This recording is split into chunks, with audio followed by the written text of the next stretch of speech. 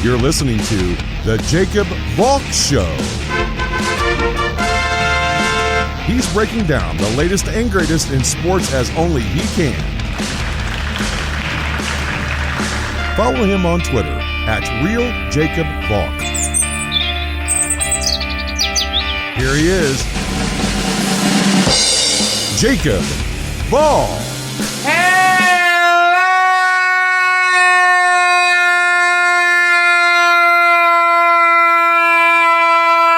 Hello, sports fans.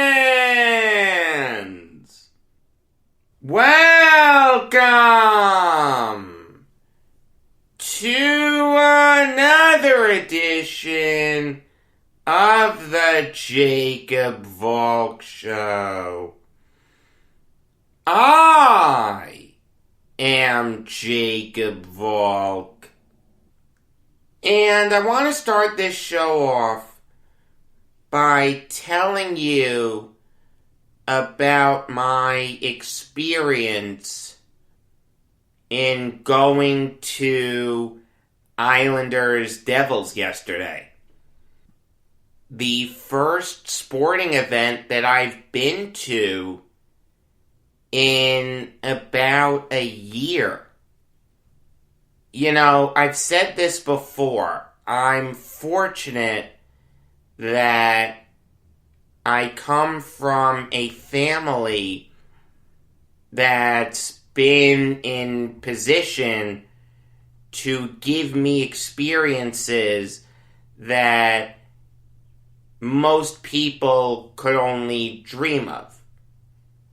And because of that, certain sporting events that I've been to kind of fade from my memory.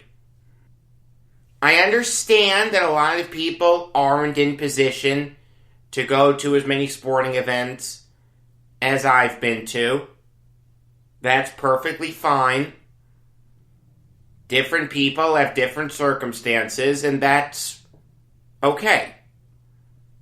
For them, going to a Yankees game, an Islanders game, a Mets game, a Rangers game, etc., they'll remember that for a really long time. An average July Yankees game, probably not going to remember it. An average December Islanders game, I'm probably not going to remember it. I will remember the game that I went to yesterday for the rest of my life. Everything about it was weird. Not weird in a bad way, just unusual. Hell, even getting to the Prudential Center was weird. I said to my buddy Mark, let's leave at like 4 or 4:15. There's going to be a lot of traffic. I want to make sure that we leave with plenty of time. I mean, keep in mind, my buddy Mark and I live on Long Island. So, for us to drive to the Rock, there are multiple ways. The most popular one is to take the George Washington Bridge and just come south on the Turnpike. But that way leads to traffic. Realize, we're driving in rush hour.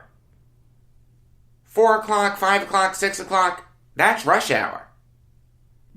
And let me tell you, there's always traffic on the Cross Bronx. There's always traffic on the George Washington Bridge. Hell, in rush hour, there's always traffic on the New Jersey Turnpike. Yesterday, we encountered very little traffic. There was traffic to get on the GW. There was a little bit of traffic on the Turnpike. That was it. We got to Newark at about 5:30 for a 7 o'clock puck drop. I understand that less people are out and about in this coronavirus climate, but I didn't expect us to get to Newark, New Jersey in under an hour and a half.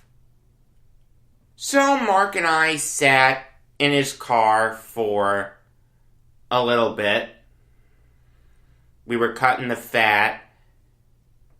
The devil said that people who sat in even-numbered sections would only be allowed admittance from 6 to 6:30, 60 to 30 minutes before puck drop. Odd-numbered sections, 30 to 0 minutes before puck drop. Mark and I were in an odd-numbered section. Here's where the Devils messed up. And maybe this is the Prudential Center. I don't know who to blame, but I'm telling you, that wasn't enforced. Now, I don't mind that not being enforced. I think it's kind of ridiculous that if someone in an even-numbered section tries to get in 29 minutes before puck drop, the possibility existed that you wouldn't let him in. And even the people in odd-numbered sections, 31 minutes before puck drop, you're not going to let him in? I didn't like that. What they should have done was mandated that people sitting in certain sections go to these points of entry. If you want to get into the Prudential Center via the Investors Bank Tower, that's okay, but it needs to say that on your ticket. If it doesn't, go to your designated point of entry. I mean, I'll tell you, my ticket did say Investors Bank Tower. That is how Mark and I entered. But if we wanted to get in another way, I don't know if we would have been stopped. But if you really want to social distance, that's the best way to do it. None of this timed entry stuff. And it wasn't even enforced. I'll tell you right now, Mark and I got in 40 minutes before puck drop. I mean, in all actuality, we shouldn't have gotten in 40 minutes before puck drop. Mark said, Jacob, aren't we going to have to wait? I said, let's just keep going until someone stops us. At the end of the day, we're not doing anything wrong. If someone says you have to wait, we'll wait. But until that point comes, onward. That point never happened.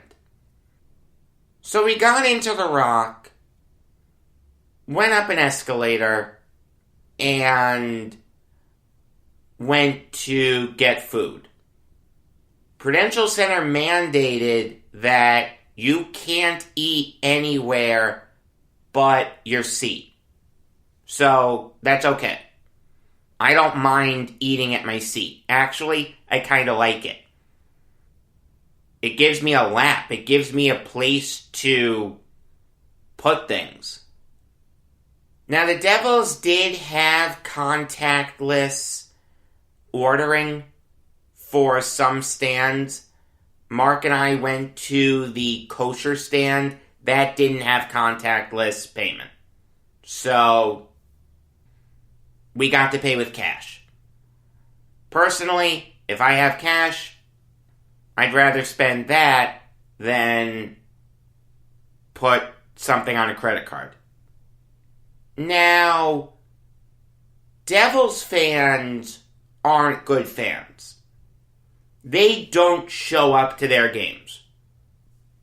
Even when they were in the playoffs every year. Even when they were in the Stanley Cup Finals, they didn't sell out. I mean, I've been to Islanders-Devils games before at the Prudential Center where there haven't been a lot of Devils fans. And there's been a sizable contingent of Islanders fans. Yesterday was worse than all of that. I'm telling you, the total number of people in that arena, not just paying customers, security, arena personnel, the players, the coaches, the referees, it had to be less than 5,000 people. I mean, it was weird walking down those hallways and seeing no one. It was weird being in a section where there were more cardboard cutouts than people. It was unlike anything I've ever been a part of. I mean, I've been to scarcely attended Islanders games. Namely the Scott Gordon years. That looked like Coachella compared to the scene at the Rock yesterday. Now, I'm not begrudging Devils fans for not flooding the arena. They couldn't. But Islanders fans probably made up about 30% of attendance. Somewhere around there. Devils fans, this is the first game that you've been allowed into this year to see your team play. Some Islanders fans are gonna get in. That's okay. But 30% of total attendance being Islanders fans? No. It should be more like 10%. If I was a Devils fan, I'd move heaven and earth to go to that game. I understand it's a weeknight and tickets are expensive. Not everyone has that luxury. I get that, but still, there were a lot of uncontested "Let's Go Islanders" chants in that building yesterday. But let me tell you, when the game got going, it was weird sitting with cardboard cutouts. It was weird turning to Mark and seeing him wear a face mask. I don't care that we've been wearing face masks for a year now. It's still bizarre to me to not see the bottom half of someone's face. It was weird to sit behind a glass barrier that was set up about midway down in the section. But all of that's okay. You know, no one can begrudge you for that. What I can begrudge is the fake crowd noise that the Devils were pumping in. Even with real fans in the stands. They pumped in fake crowd noise that sounded like an air conditioner on the fritz. Why? What's the point? If there are fans in the stands, why? It was distracting. It was unnecessary. Quite honestly, I feel like it cheapened the whole experience. Now, the one thing that I was concerned about was wearing a face mask for 2.5 hours. Some people do that every day. I haven't had to do that. I was concerned with how I'd cope with that. Let me tell you, it was no issue. I mean, what made it better was the fact that you could remove the mask to eat and drink. So if the mask is irritating you, you can take it off take a sip of your beverage, eat some food, and that's your reprieve. Outside of imbibing in an adult beverage and readjusting the mask a few times, I had no issue wearing the mask. I did make sure to wear one of my Islanders masks, though. And it's one of my masks with a filter sleeve. Those are safer. Throughout the game, I didn't notice many people keeping their mask off for an extended period of time. Were there a few people that did? Yes, but there are always going to be a few bad apples in the bunch. I thought the Prudential Center staff dealt with everything perfectly. On an individual level, everyone was courteous. They were understanding of everything. Job well done by them. This couldn't have been easy for them.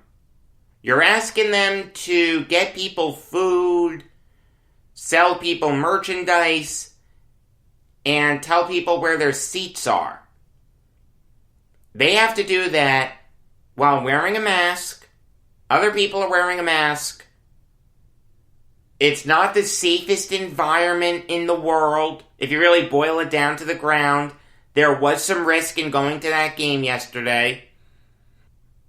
But I didn't deal with one bad Prudential Center employee yesterday.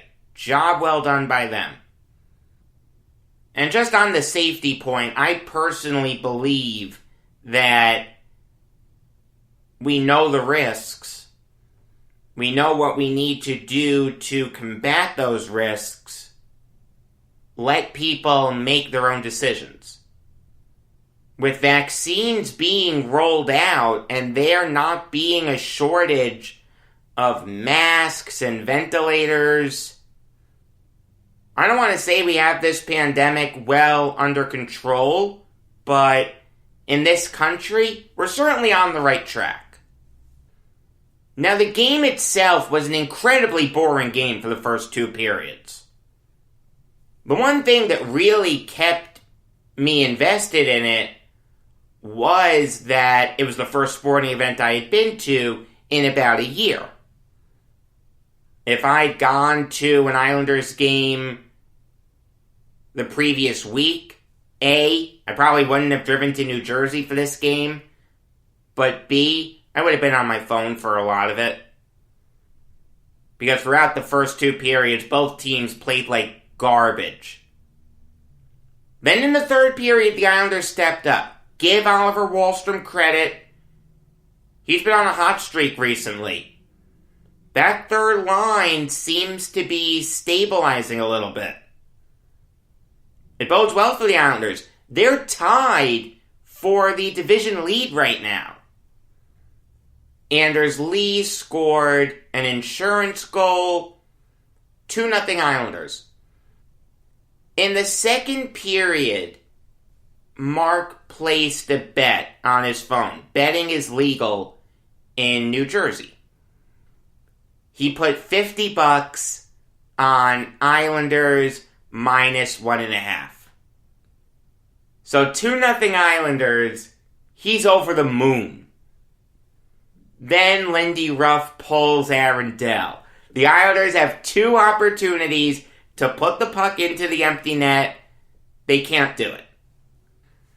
With 13 seconds left, Miles Wood makes it 2-1.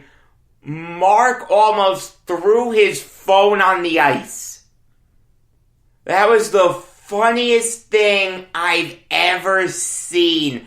I was laughing all the way to the parking lot. He was 13 seconds away from making $100. And he lost. Oh, Oh my God, it's hysterical. I'm not over it. I'm really not over it. Oh, man. That was fantastic. I told him $50 was too much. I wasn't that confident in Islanders minus 1.5. I would have gone 20, maybe 25, not 50. The Islanders did win 2-1. Before the game ended, you were told that you had to wait for your section number to be called before you'd be allowed to leave. So Mark and I expected to wait in our seats until section 19 was called. But we saw people from all sections leaving right after the final horn sounded. So again, let's go until someone stops us. No one stopped us. I feel like that's a part of this that no one really considered. How do you have people leave in a social distanced way? I don't have the answer to that. The only thing I can think of is having people leave the same way they came in. But even then, you're going to have a mad rush for the exit. It's not like entering the arena where it's easy to social distance. No, when you're moving, there's no way to stay 6 feet apart. I don't have the answer for how to fix it, but what I do know is if you're going to say that you have to wait for your section number to be called before you're allowed to leave, enforce it. It wasn't enforced. Prudential Center security did not do a good job. Okay, it's just that simple. The arena workers themselves were great. The security was completely useless. I mean, do your job. You have a job to do it. They didn't do it. After Mark and I left the arena, it was pretty uneventful. Walking to the car, had to go up 4 flights of stairs. I walked more yesterday than I think I have all calendar year. There's no reason to go out. I mean, admittedly, by that 4th flight of stairs, I was out of breath. Yeah, I'm not in shape. Alright, I'll be the first person to admit that. I did do it, but it was rough. Made it home with no difficulty whatsoever. Didn't expect there to be any difficulty. And I will say this. I'm looking forward to going next weekend. It's just if you're going to say that you're letting people in and out in a specific way, do it. Otherwise, just don't say it at all. But again, I would go back in a heartbeat. Like I said yesterday, I wouldn't trade that experience for anything. While I'm on the subject of hockey, I want to talk about an interesting Coyote story. According to Frank Saravalli of TSN, the Coyotes are expected to trade Alex Goligoski. Now, this is to be expected because the Coyotes are doing nothing this year. They're 6th in the West. They're only 2 points out of a playoff spot, but they really haven't looked very impressive. They're 9-9-3. And Goligoski's a big part of that. He was expected to keep playing a big role for the Coyotes In 1920, he had 32 points in 70 games. This year, he's been dreadful. Only 1 assist in 21 games. Yeah, the Coyotes should move on from Goligoski. He's on the last year of his deal. If you're a contender in need of a top 6 defenseman, you can do worse than Goligoski. He'll provide a solid veteran presence for you, won't embarrass himself defensively. I wouldn't expect Goligoski to get the Coyotes much in a trade. A 4th round pick, maybe a 3rd at most. But if you're a contending team that needs to beef up their D-man core, you could do a lot worse than trading for Alex Goligoski. Alright, now I'll give you some NFL Valk talk. And my beloved Jets are in the news. They're in the news for 3 reasons. They cut Henry Anderson. Marcus May's agent is killing the team. And Joe Douglas just said that he would answer calls on Sam Darnold. Let me knock out Anderson and Darnold right away. Anderson was expected to be cut. Did not play well this year. In 2018, he had 7 sacks. It looked like Mike Maccagnan found a diamond in the rough. He rewarded Anderson with a big contract. 3 years, worth $25 million. After that extension kicked in, Anderson only recorded 1.5 sacks. He did not play well for the Jets. After he got his money, cutting him saves the Jets $8.2 million. You can do a lot better than Henry Anderson. I expected him to be cut. Good move by Joe Douglas.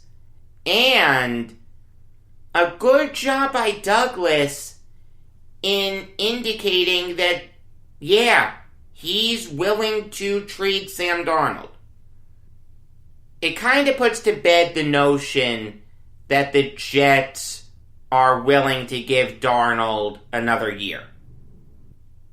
As you know, I absolutely hate Sam Darnold. I think he's a terrible quarterback.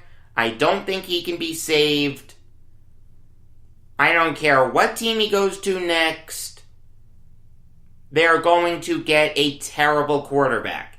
Any haul that the Jets can get would be welcomed, in my humble opinion.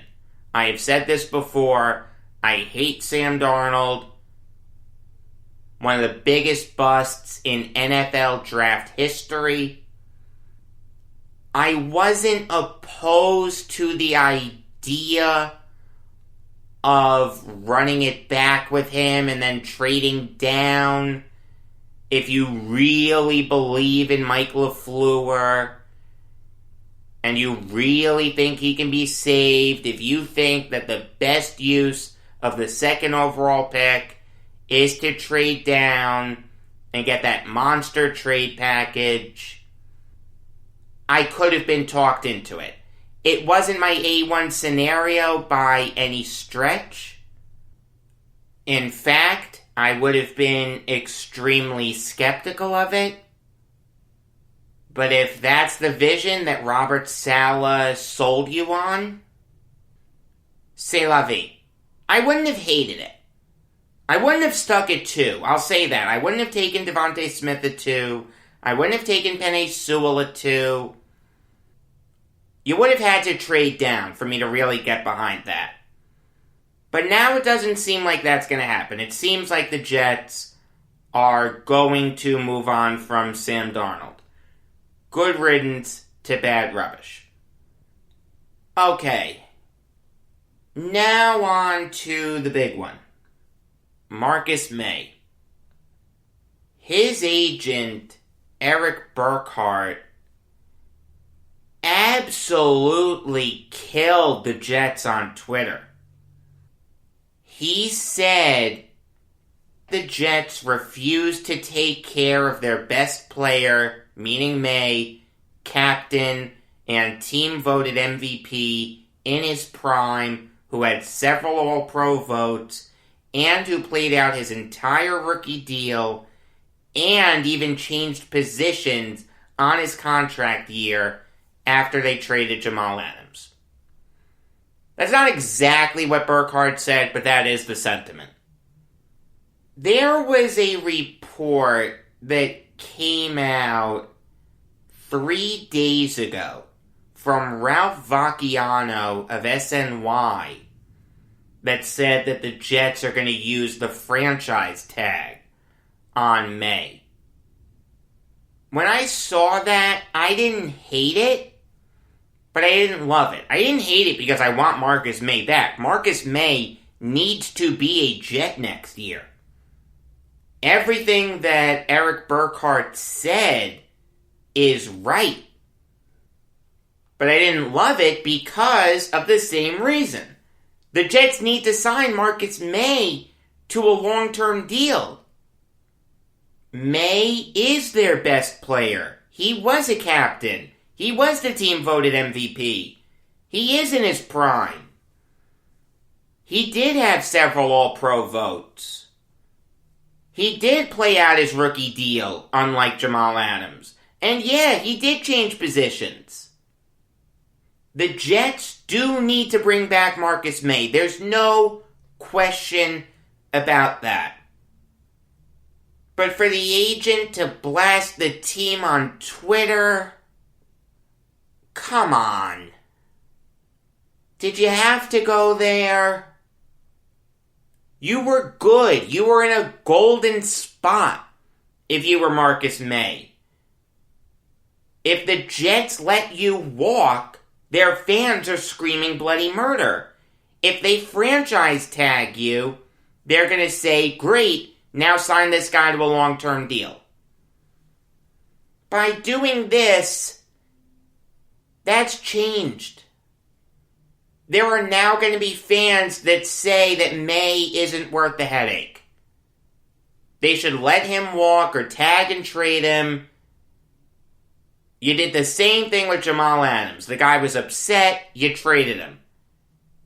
You gotta do the same thing with May. Get rid of the problem. And those people have an argument.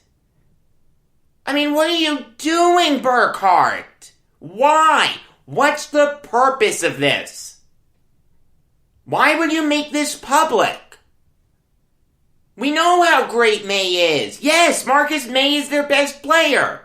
He's also the best player on a team that went 2-14, but he is a really good player. There's no question. You want to talk about shooting yourself in the foot? That's what you did here. You may have lost a suitor. The Jets may say, you did this, hasta la vista.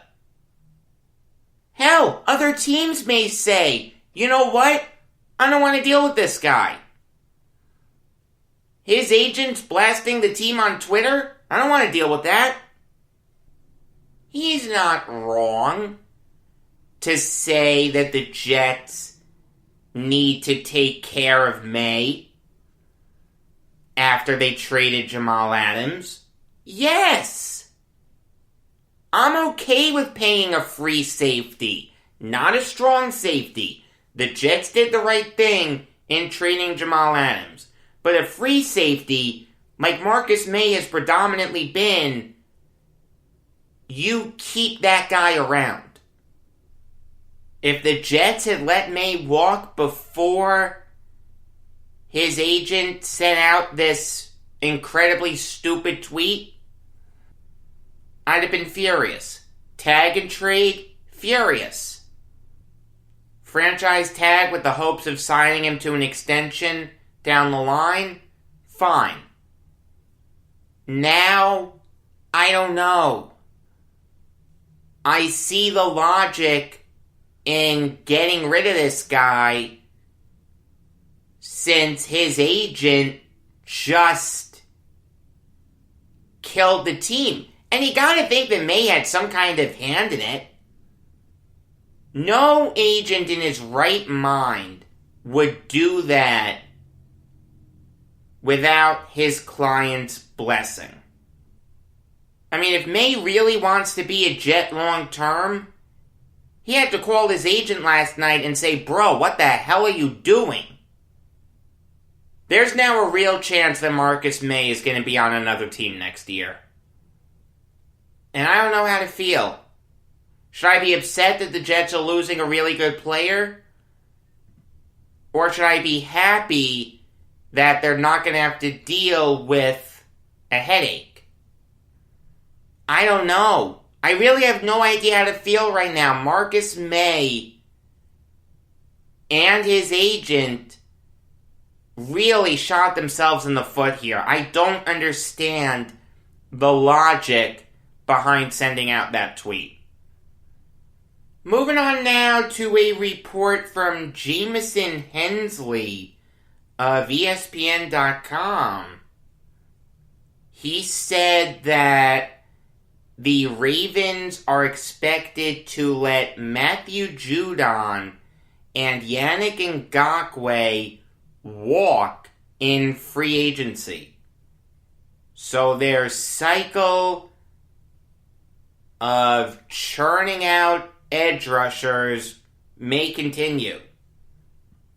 Remember when they let Paul Kruger walk?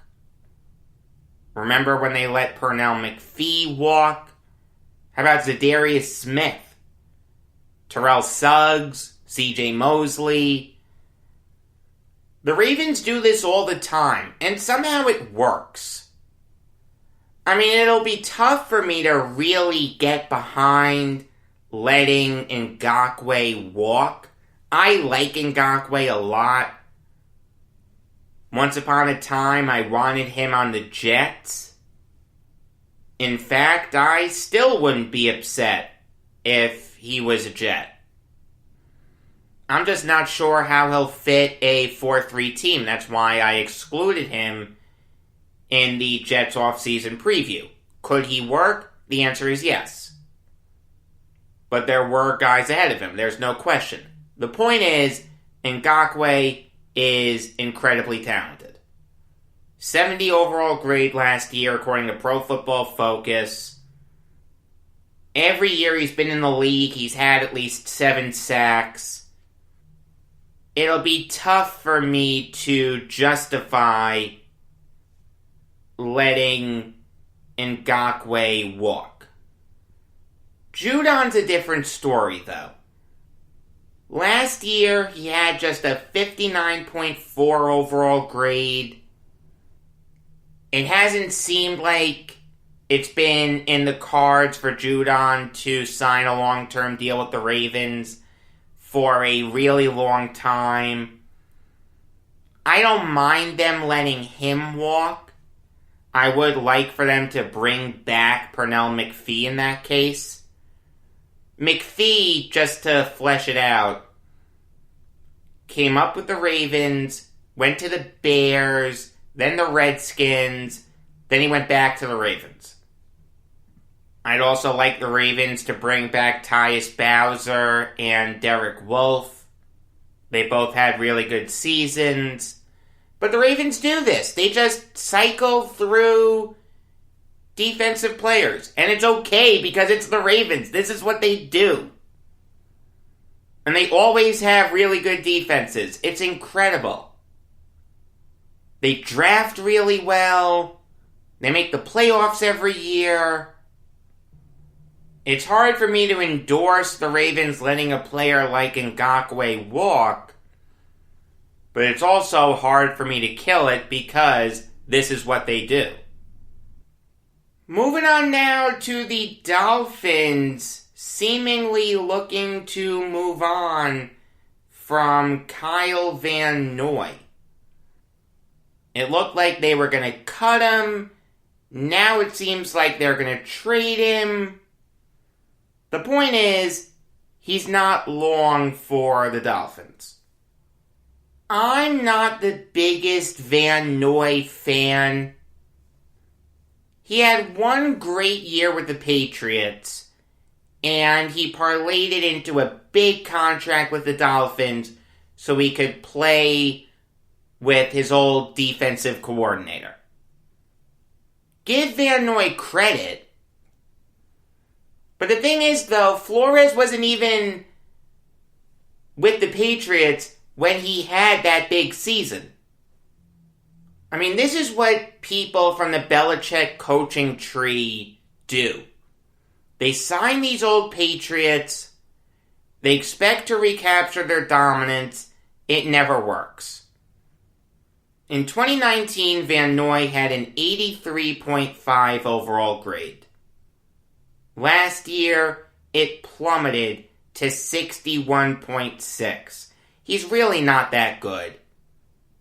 I don't mind the Dolphins getting rid of him. They're probably going to have to cut him. I don't see a team trading for him.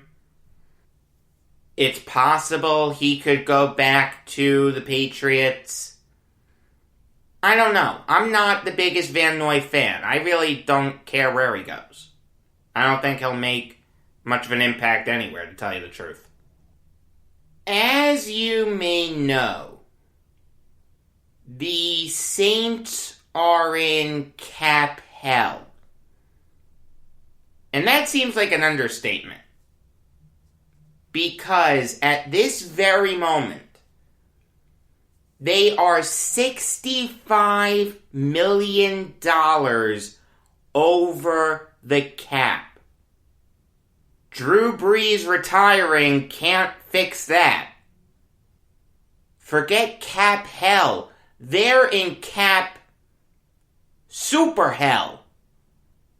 What's worse than hell? I don't know.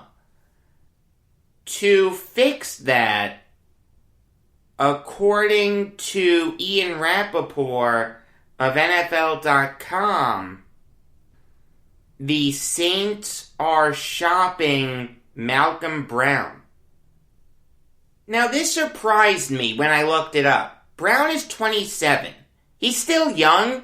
Don't get me wrong. He's still in the prime of his career. But I thought he was younger. I thought he was like 24. I completely forgot that he spent 4 years with the Patriots. I mean, Brown's a really good player. 72.9 overall grade last year. Very good defensive tackle. I don't know what teams need defensive tackles this year, but trading for Malcolm Brown would make a ton of sense.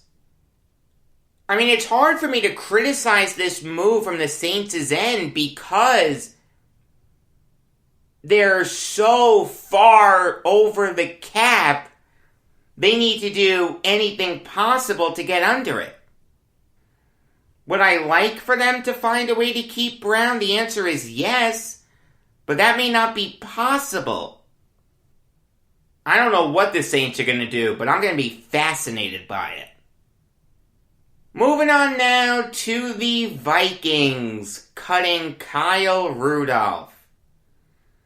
The longtime Viking is going to have to find a new team. I don't hate this move. It makes sense.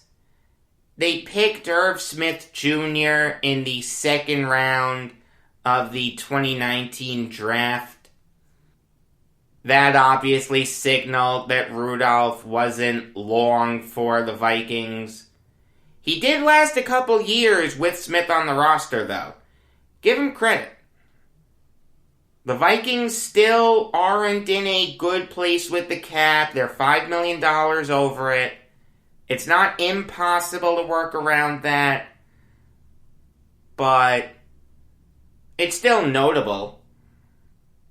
I don't mind the Vikings cutting Rudolph. They have the heir apparent in place, but Rudolph will land on his feet.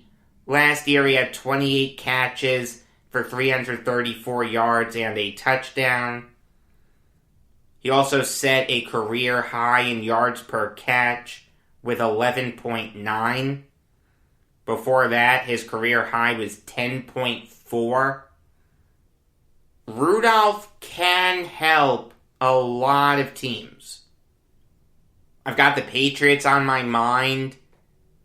They'd make sense because Devin Asiasi and Dalton Keene really did nothing their rookie seasons.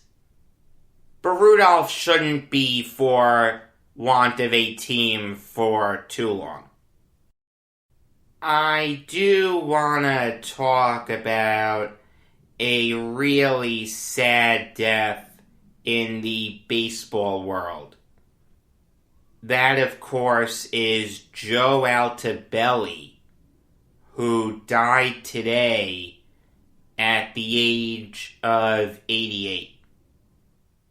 Earl Weaver is without question the best manager in Orioles history. But the runner-up could be the guy who took over for him, Altobelli. It's either him or Hank Bauer. It's close. I would really need to think about it.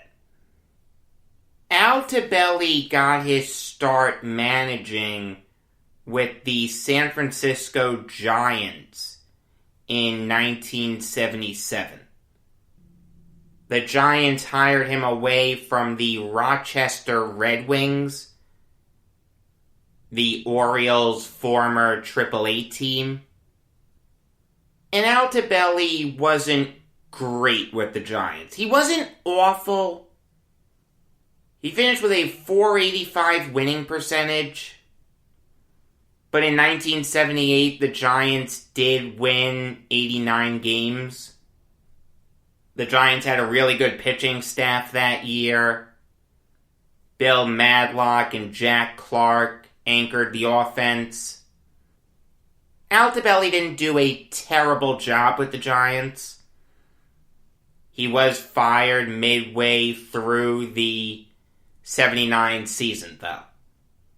He wasn't out for work long, though. The Yankees snatched him up. He went back to the International League to manage the Columbus Clippers. After winning the Governor's Cup, Altobelli was promoted to the big league team.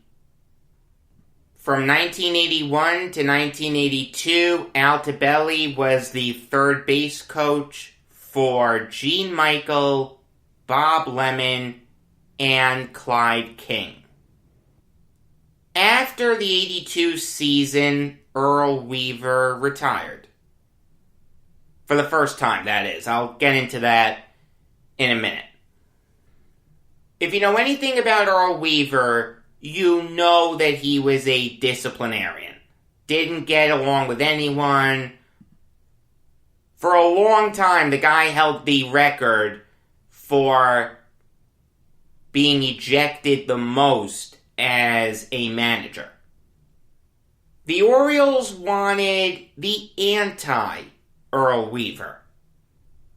They went with Altobelli. Easy guy to get along with, very compassionate, didn't lose his temper a lot.